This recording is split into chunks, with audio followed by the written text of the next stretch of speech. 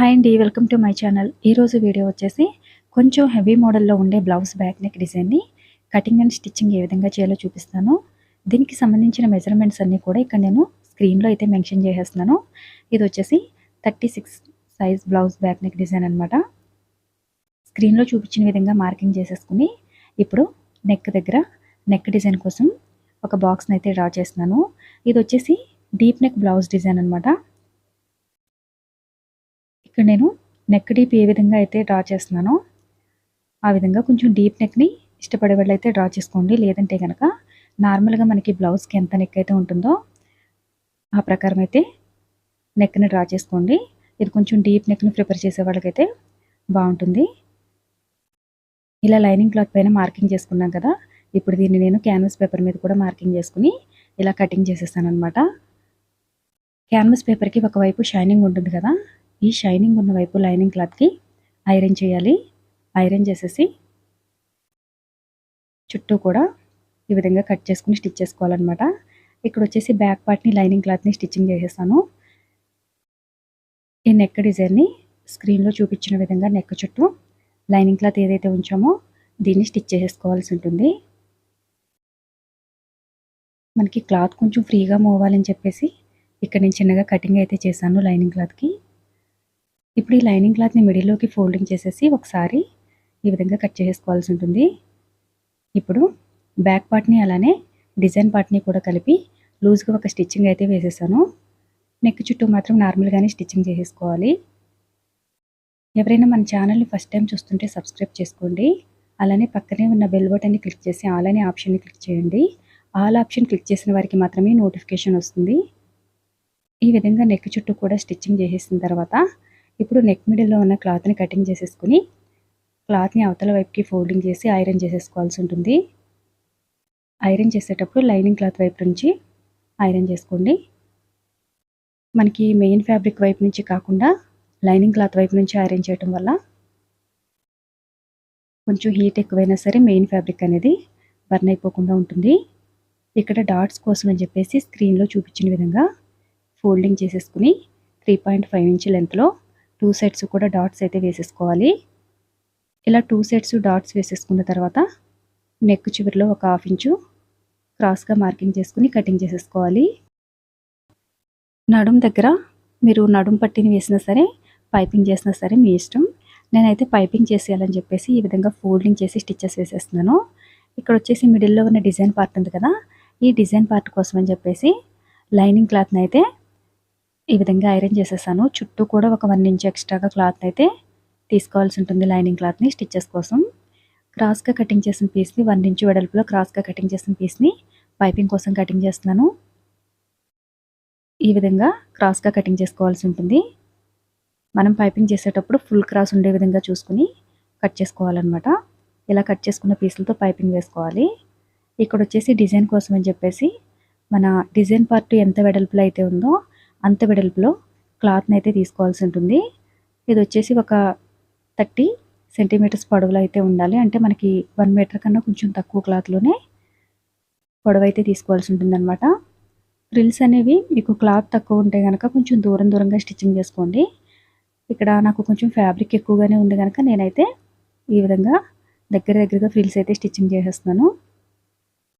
మొత్తం ఈ బ్లౌజ్ కోసం అని చెప్పేసి మనకి మెయిన్ ఫ్యాబ్రిక్ 1 మీటర్ అలానే ఉంటుంది కదా, డిజైన్ కోసం అని చెప్పేసి ఒక 1/2 మీటర్ క్లాత్ అయితే ఎక్స్ట్రాగా తీసుకోవాల్సి ఉంటుంది.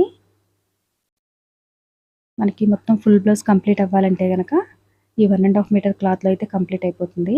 అలాగే దీని స్టిచ్చింగ్ ఛార్జెస్ వచ్చేసి లైనింగ్ బ్లౌజ్ 400 నుంచి 500 రూపీస్ లోపు ఉంటే మనకి దీనికోసం అని చెప్పేసి 1000 రూపీస్ వరకు స్టిచ్చింగ్ ఛార్జెస్ అయితే తీసుకోవచ్చు.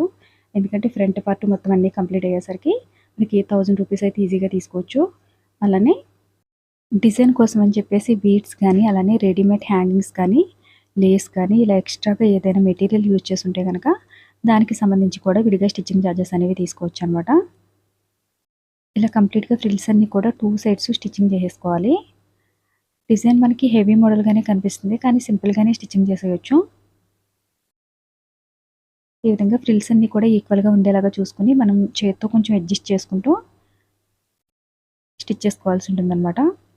ఇలా స్టిచ్ చేసిన తర్వాత ఇప్పుడు ఆల్రెడీ మనం స్టిచ్ చేసి పెట్టుకున్న డిజైన్ పార్ట్ ఉంది కదా, ఇది స్క్రీన్లో చూపించిన విధంగా స్టిచ్చెస్ వేసేసి మిడిల్లో ఉన్న క్లాత్ని కటింగ్ చేసేసి మనకి ఎక్కడైనా కార్నర్స్ ఉంటే ఈ కార్నర్లో చిన్నగా కటింగ్ చేసుకుని ఇప్పుడు ఈ క్లాత్ని అవతల వైపుకి ఫోల్డింగ్ చేసుకోవాలి.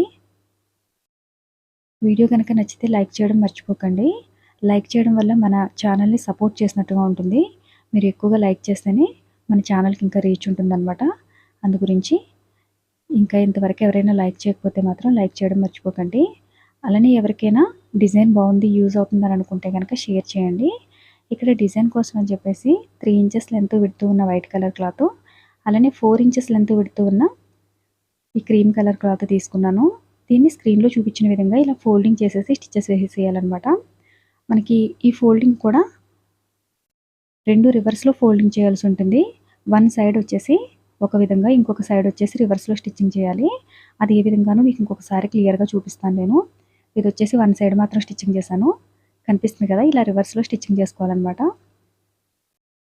మీకు ఇంకా క్లారిటీ కోసం అని చెప్పేసి ఇక్కడ 2 లేయర్స్ ఉన్నాయి కదా, ఇవి ఇప్పుడు కింది వైపుకి వచ్చేలాగా స్టిచ్చింగ్ చేస్తున్నాను. అలానే ఇంకొక సైడ్కి పై వైపుకి వచ్చేలాగా స్టిచ్చింగ్ చేస్తున్నాను అనమాట. ఇవి గుర్తుపెట్టుకుంటే సరిపోతుంది మీకు. 2 సైడ్స్కి కూడా మనకి ఎన్ని పీసెస్ అయితే అవసరమవుతాయో అన్నింటినీ కూడా స్క్రీన్లో చూపించిన విధంగా, మరీ దగ్గరగా కాకుండా అలా అని చెప్పేసి దూరంగా కాకుండా ఈ విధంగా స్టిచ్ చేసుకోవాల్సి ఉంటుంది. ఇలా మీకు ఒకవేళ డిజైన్ చాలా దగ్గరగా కావాలనుకుంటే కనుక ఈ టైప్లో స్టిచ్చింగ్ చేసేసుకోండి. కొంచెం దూరంగా ఉన్నా పర్వాలేదు డిజైన్ అనుకుంటే కనుక మీరు ఈ పీసెస్ అన్నింటినీ కూడా కొంచెం దూరంగా జరిపి స్టిచ్చింగ్ చేసుకోండి. ఫస్ట్ అయితే నేను ఇక్కడ వన్ సైడ్ అయితే స్టిచ్చింగ్ చేసేస్తున్నాను. తర్వాత ఇంకొక సైడ్కి మనం రివర్స్లో స్టిచ్చింగ్ చేసుకున్నాం కదా, ఈ పీసెస్ అన్నింటినీ కూడా సేమ్ ఇదే విధంగా రివర్స్లో స్టిచ్చింగ్ చేసుకోవాలి. మనకి స్టార్టింగ్ నుండి ఎండింగ్ వరకు కూడా ఒకే విధంగా ఉంటే లుక్ మనకి అంత ఇదిగా కనిపించదు. అందు గురించి అని చెప్పేసి నేను మిడిల్ నుంచి రివర్స్లో వచ్చేలాగా స్టిచ్చింగ్ చేశాను. ఇలా కంప్లీట్గా నెక్ చుట్టూ కూడా స్టిచ్చింగ్ చేసేసుకుని మనకి ఈ నెక్ చుట్టూ కూడా ఎక్స్ట్రాగా క్లాత్ ఏదైతే ఉందో దీన్ని కటింగ్ చేసేసుకోవాల్సి ఉంటుంది. ఇలా ఎక్స్ట్రా ఉన్న క్లాత్ని కటింగ్ చేసేసుకుని పైపింగ్ చేసుకోవాలి. దీనికి మనకి థ్రెడ్ పైపింగ్ చేసే అవకాశం ఉండదు. అలానే ఈ పీసెస్ కూడా కొంచెం థిక్నెస్ ఎక్కువ ఉంటుంది కదా, అందు గురించి పైపింగ్ అయితే కంపల్సరీగా లావుగానే వస్తుంది. మరీ సన్నగా థ్రెడ్ పైపింగ్ అంత సన్నగా అయితే రాదు. అప్పుడు మనం లావుగా వచ్చిన పైపింగ్ని కొంచెం లేస్తో కానీ దేనితోన్నా కవర్ చేసేస్తే సరిపోతుంది. ఇక్కడ వచ్చేసి క్రీమ్ కలర్ క్లాత్ తీసుకున్నాను పైపింగ్ కోసం. స్క్రీన్లో చూపించిన విధంగా వన్ సైడ్ అయితే ఫోల్డింగ్ చేసేసి స్టిచ్చెస్ వేసేసుకోవాలి. ఇప్పుడు ఈ క్లాత్ని మనం డిజైన్ చుట్టూ కూడా స్టిచ్ చేసుకోవాలి. మనకి పైపింగ్ కొంచెం లావుగా వచ్చినా సరే లేస్తో కవర్ చేసుకోగలం కనుక థ్రెడ్స్ అనేవి బయటకు కనపడకుండా జాగ్రత్తగా పైపింగ్ చేసుకోవాల్సి ఉంటుంది. ఇలా కొంచెం వెడల్పుగానే నేనైతే పైపింగ్ని స్టిచ్చింగ్ చేసేస్తున్నాను. ఎందుకంటే నెక్ చుట్టూ వేసిన పీసెస్ అనేవి కొంచెం వెడల్పుగానే ఉంటాయి కదా, డబుల్ ఫోల్డింగ్లో స్టిచ్చింగ్ చేసుకున్నాం కదా. ఇలా కంప్లీట్గా నెక్ చుట్టూ స్టిచ్ చేసేసిన తర్వాత ఈ క్లాత్ని వీలైనంత సన్నగా ఫోల్డింగ్ చేసి స్టిచ్చెస్ వేసుకోవాలి. స్టిచ్చింగ్ చేసేటప్పుడు ఎప్పుడు కూడా మనం ఈ పీసెస్, ఈ థ్రెడ్స్ ఏవైతే ఉన్నాయో వీటిని లోపల కవర్ అయ్యే విధంగా పైపింగ్ చేసుకోవాల్సి ఉంటుంది. ఈ పీసెస్ బయటికి కనిపిస్తే మనకి డిజైన్ అనేది అంత నీట్గా రాదు. 2-3 సార్లు వాష్ చేసిన తర్వాత డిజైన్ అట్లా బయటకు వచ్చేస్తుంది. అలా కాకుండా పైపింగ్ లావుగా ఉన్నా సరే మనకి ఎక్కడ కూడా థ్రెడ్స్ అనేవి బయటికి రాకూడదు, నీట్గా ఉండాలి. 1-2 సార్లు చెక్ చేసుకుని నీట్గా స్టిచ్చింగ్ చేసుకోవాల్సి ఉంటుంది.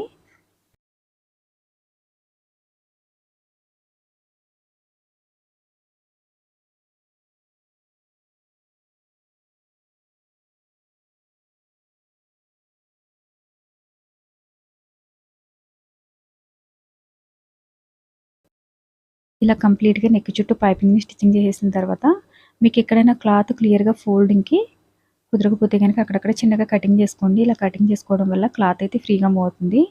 ఇప్పుడు వచ్చేసి నెక్ మిడిల్లో క్లాత్ని ఆల్రెడీ మనం డిజైన్ క్లాత్ స్టిచ్ చేసి పెట్టుకున్నాం కదా, దాన్ని నెక్ మధ్యలో నుంచి స్టిచ్చింగ్ చేసుకుంటూ రావాలి. ఎప్పుడు కూడా డిజైన్ స్టిచ్చింగ్ చేసేటప్పుడు నెక్ మిడిల్ నుంచి స్టిచ్చింగ్ చేసుకోవాలి. మనం చివరి నుంచి స్టిచ్చింగ్ చేస్తే కనుక దాని నెక్ డిజైన్ షేప్ అనేది అవుట్ అయిపోతుంది. ఆ విధంగా కాకుండా ఇలా నెక్ మిడిల్ నుంచి స్టిచ్చింగ్ చేసుకోవాలి. ఇక్కడ పైపింగ్ వచ్చేసి కొంచెం లావుగా కనిపిస్తుంది కదా, దాన్ని కవర్ చేయడం కోసం అని చెప్పేసి చిన్న లేస్ని అయితే స్టిచ్చింగ్ చేస్తున్నాను నేను. మీరు కొంచెం స్మాల్ సైజులో ఉన్న లేస్ని తీసుకుని స్టిచ్చింగ్ చేసేస్తే మీకు పైపింగ్ అంతా లావుగా అయితే కనిపించదు. సగం వరకు పైపింగ్ అయితే కవర్ అయిపోతుంది, మిగతా సగం వచ్చేసి లేస్ కనిపిస్తుంది అనమాట. ఈ విధంగా లావుగా పైపింగ్ ఉన్నప్పుడు ఈ విధంగా అడ్జస్ట్ చేసుకోవచ్చు. ఇలా కంప్లీట్గా స్టిచ్ చేసేసుకున్న తర్వాత నడుము దగ్గర కూడా బ్లూ కలర్ క్లాత్ని అయితే పైపింగ్ చేసేస్తున్నాను. మీరు ఒకవేళ నడుము దగ్గర పట్టీ వేసుకోవాలనుకుంటే నడుము పట్టీ వేసేసుకోవచ్చు.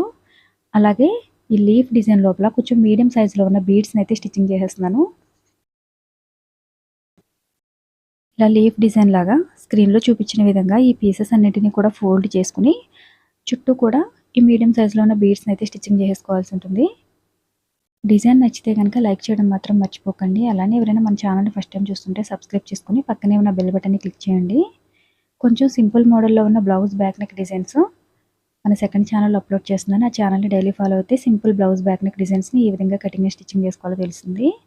ఇక్కడ ఫ్లవర్ డిజైన్ కోసం అని చెప్పేసి ఈ విధంగా క్లాత్ని అయితే ఫోల్డింగ్ చేసేసి స్టిచ్చెస్ వేసేసుకున్నాను. మనకి ఫ్లవర్ కోసం 6 పీసెస్ అయితే తీసుకుంటున్నాను అనమాట.